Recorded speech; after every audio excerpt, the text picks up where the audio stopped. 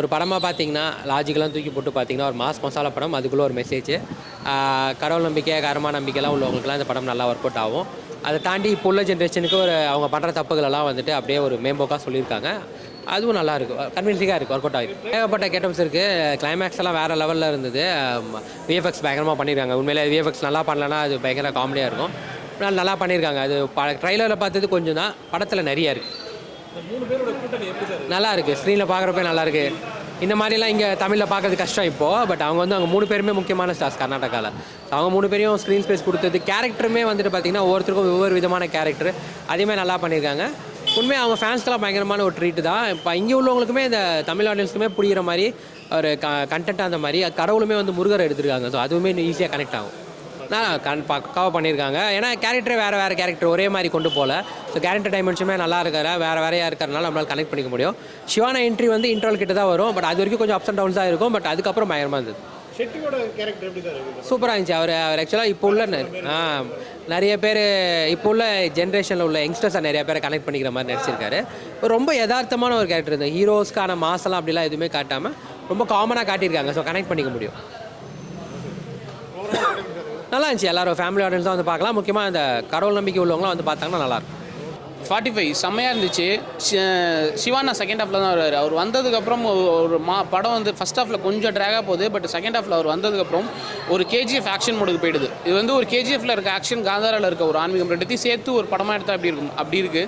படத்தில் first ஹீரோனா VFX தான், தரமாக இருக்குது விஎஃப்எக்ஸு.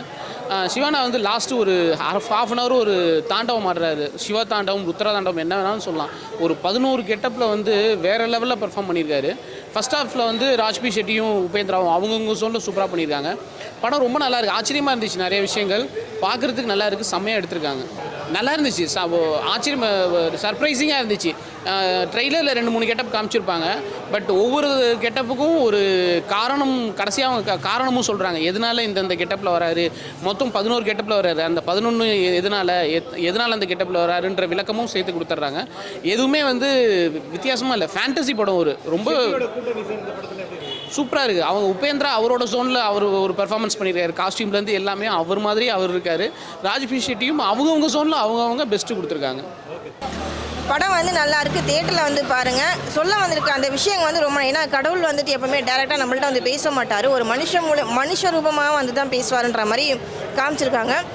சிவான்ற ஒரு கேரக்டரில் இவர் நடிச்சிருக்காரு. ரொம்ப நல்லா இருக்குது படம். தியேட்டரில் பாருங்கள். 45 இந்த படம் ஓகேவாக தான் இருக்குது. ரொம்ப மொக்கையாக தான் இருக்குது. உண்மையாக சொல்ல போனோம்னா வீட்டில் எதுவும் பொழுது போல் வைக்கலைன்னா பார்க்காதீங்க. வீட்டில் ஓடிடியில் ரிலீஸ் ஆனதுக்கப்புறமும் ரொம்ப பொழுது போல் வீட்டிலனா உட்காந்து பாருங்கள். அவ்வளோதான் இந்த படம். இந்த படம் ரொம்ப நல்லா இருக்குன்றத விட இந்த மியூசிக் நல்லா இருக்குது. விஎஃப்எக்ஸ் எடிட்டிங் சூப்பராக பண்ணியிருக்காங்க. ஒரு பக்கம் காடு, இன்னொரு பக்கம் யமதர்மர். இவங்க 2 பேர் மக்களுக்கு என்ன சொல்ல வராங்கன்றதான் முக்கியமான அதில் ஒரு விஷயமா இருக்குது. நிறைய விஷயங்கள் என்ன பார்த்தீங்கன்னா, இந்த படத்தில் ட்ரைவ் பண்ணும்போது, பைக்கில் போகும்போது ஹெல்மெட் யூஸ் பண்ணுங்கள், கம்பல்சரியாக ஹெல்மெட் யூஸ் பண்ணுங்கள். அது உங்களுக்கு மட்டும் இல்லை, உங்களை சார்ந்தவங்களுக்கும் நல்லதுன்ற மாதிரி சொல்ல வந்திருக்காங்க. இன்னொன்று, ட்ரைவ் பண்ணும்போது செல்ஃபோன் யூஸ் பண்ணாதீங்க அப்படின்னு. இப்போ நிறைய பேர் யாருமே அப்படி கேட்கல. ஃபோன் வந்தோடனே பக்கத்தில் பின்னாடி வண்டி இருக்கா, முன்னாடி ஆள் போகிறாங்களா, யாருமே யோசிக்க, டக்குன்னு ஃபோன் எடுத்து அவங்க பாட்டி இப்படி வச்சுட்டு போய் நமக்கு தான் சங்கடமாக இருக்குது. போய் பார்த்து பண்ணுங்க அப்படிங்கிற மாதிரி சங்கடமாக இருக்குது. இந்த படத்தில் பார்த்திங்கன்னா ஃபுல்லாக செட்டு போட்டு தான் பண்ணியிருக்காங்க. அந்த செட்டுன்றது நல்லா கிளியராகவே தெரியுது. ஓப்பனிங்லாம் செட்டு தான் போட்டிருக்காங்க. விஎஃப்எக்ஸ் எஃபெக்ட் ரொம்ப நல்லாயிருக்கு. மியூசிக் நல்லாயிருக்கு. அந்த கருட பூனாவை பேஸ் பண்ணி தான் இந்த கதை எடுத்திருக்காங்க. ஏன்னா ஒவ்வொரு மனுஷனுக்கு என்னது சாகிற நாள் தெரிஞ்சு போச்சுன்னா நம்ம வாழ்கிற நாள் நரகமாயிடும். அந்த நரகத்தை இவனுக்கு காட்டுறதுக்கு தான் ஒரு 45 நாள் இது பண்ணுறாங்க. அதாவது அவங்க காட்டுனதுனுமோ நாயை தான் காட்டியிருக்காங்க, இல்லைன்னு சொல்லலை. ஆனால் நாயை காட்டினாலும் கடவுளோட படைப்பில் நாயும் ஒரு படைப்பு தான். அந்த படைப்பை அவன் இடிச்சிட்டு தள்ளிட்டு கதாநாயகன் போகும்போது அதை ஏன் அவன் கண்டுக்காமல் போனான், அது ஒரு நல்ல ஒரு ஸ்ட்ராங்காக காட்டியிருக்காங்க. அதே சமயத்தில் நம்ம நடைமுறைக்கு ஒத்துப்பட்டு வருமா அப்படின்னு நம்ம கேட்டோன்னா அது இல்லை. ஏன்னா இப்போ நாயால் எவ்வளோ பிரச்சனை ஓடுது, எவ்வளோ பார்த்துனுக்குறீங்க உங்களுக்கு நல்லா தெரியும். ஆயிரக்கணக்கான மக்கள் நாயால் பாதிக்கப்படுறாங்க, நாயால் கடிச்சுன்னு இருக்காங்க. ஆனால் அதுக்கு இது சொன்னாலும் அதுக்கு அர்த்தம் கரெக்டாக சொல்லியிருக்காங்க.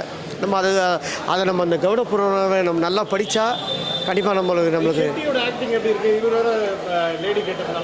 நல்லா இருக்குது சார். ராஜ்குமார் சூப்பராக பண்ணியிருக்காங்க. அதாவது நிறைய சில இதில் ஒர்க் பண்ணியிருக்காங்க, மேக்கப்லேயும் ஏஏ ஒர்க்லாம் நல்லா பண்ணியிருந்தாலும் நல்லா அழகாக வந்து நேச்சுரலாக காட்டியிருக்காங்க. எல்லா இதுவுமே நல்லா இருக்குது. அவர் சிவனாக வர்றதும் சரி, நம்ம அந்த எல்லா அவதாரம் காட்டுறாங்க பாருங்கள், முருகனாக வர்றது எல்லாமே நல்லா இருக்குது. மெயின் உபேந்திரா வந்து ரொம்ப பயம்பத்திரமாக நல்லா ரொம்ப ஸ்டைலாக காட்டியிருக்காங்க. உபேந்திரா அந்தளவுக்கு நல்லா இருக்கா. ஏன்னா வந்து ஓவரால் படம் வந்து சூப்பராக இருக்குது. எல்லா ஆடியன்ஸுக்கும் கண்டிப்பாக வந்து படம் வந்து பார்க்கணும், புரியும். ஏன்னா அப்போ தான் வந்து சில தவறுகள் நம்ம நிறைய பண்ணுறோம் பார்த்தீங்களா, அந்த தவறை பார்த்து அவங்க திருத்திப்பாங்க. இந்த மாதிரி திரைப்படம் வந்து கௌட புராணத்தை பற்றி நம்ம எப்படி தண்டனை கொடுப்பாங்கன்னா அந்நியனை காட்டியிருப்பாங்க. பட் இருந்தாலும் அந்நியனை விட இந்த தண்டனை எப்படி கொடுமையானதுன்னு சொல்லிட்டு இதில் ரொம்ப நமக்கு நல்லா காட்டியிருக்காங்க. ஸோ அதுக்காகவே வந்து இந்த படத்தை எல்லா ஆடியன்ஸ் வந்து பார்க்கணும். நல்லா இருக்குது படம். அதான் சொல்லணும், சிவராஜ்குமார் மெயின், அதுக்கப்புறம் உபேந்திரா, அதுக்கப்புறம் கதாநாயகன், அதுக்கப்புறம் தான் கதை. ஓகேங்களா? நல்ல லாஸ்ட்டில் ஒரு மெசேஜ் சொல்லியிருக்காங்க. ஒரு 5 மெசேஜ் சொல்லியிருக்காங்க. அந்த 5 மெசேஜ் நம்மளுக்கு வந்து யோசிக்க பண்ணி விஷயந்தான். அது தேட்டரில் ஒவ்வொருத்தரும் வந்து பாருங்கள், பார்த்துட்டு அதுக்கப்புறம் தெரிஞ்சிருக்கு. ஓகே, நல்லா இருக்குது, நல்லா இருக்குது. என்னென்ன மெசேஜ் சொல்கிறாங்க? அந்த புராணத்தை பற்றி தான் சொல்லியிருக்காங்க. இந்த கருட புராணத்தை பற்றி சொல்லியிருக்காங்க. ஓகே, ஆக்டிங் எப்படின்னா 2 பேர் ஆக்டிங் சூப்பராக இருக்குது சார்.